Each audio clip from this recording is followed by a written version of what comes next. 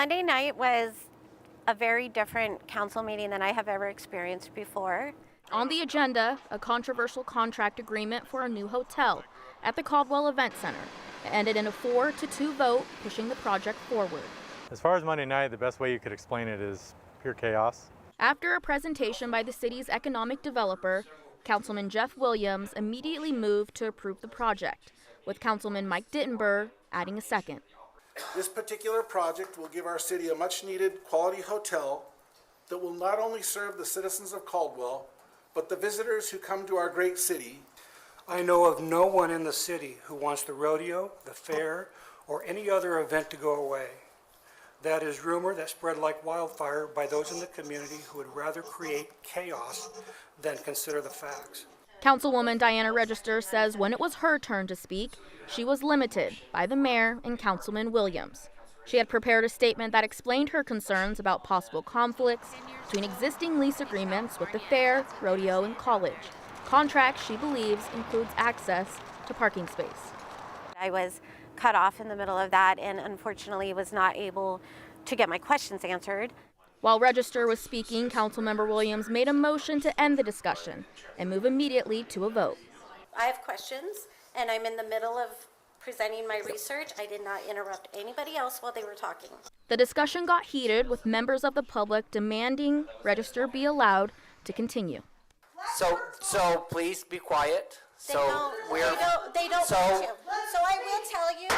We're going to take a 5-minute recess. After a brief recess, the mayor allowed Register to continue for 10 more minutes, a limit he said was necessary to get through the full agenda.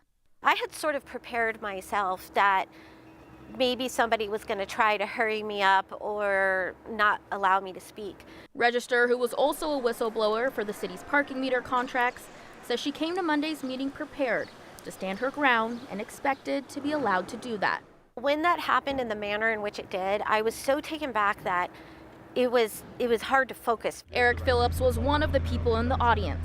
He feels there's a pattern with council members shutting down conversation.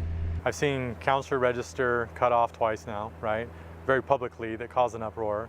And not just her, but there's been other of our fellow female citizens of Caldwell and Canyon County that have been cut off too. Register says she has a responsibility to voice concerns on behalf of the people she represents. It's not something that I take lightly. When I'm up there sitting in my council seat, like I can imagine what it feels like, of the weight of all the people that are standing behind me, the community members, asking me to ask questions and make it make sense. Moving forward, she hopes discussions can be fair and respectful.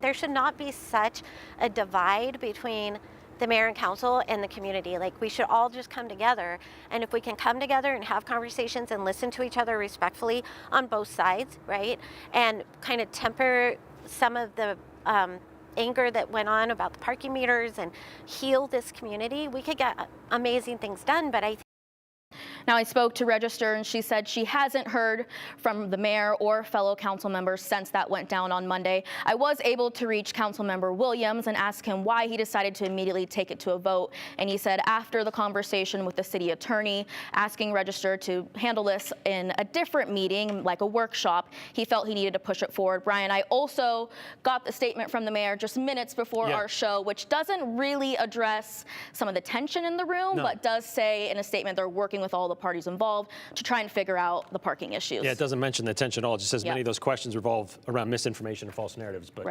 basically explaining what you just did. So, all right. Thank you very much, Ashley.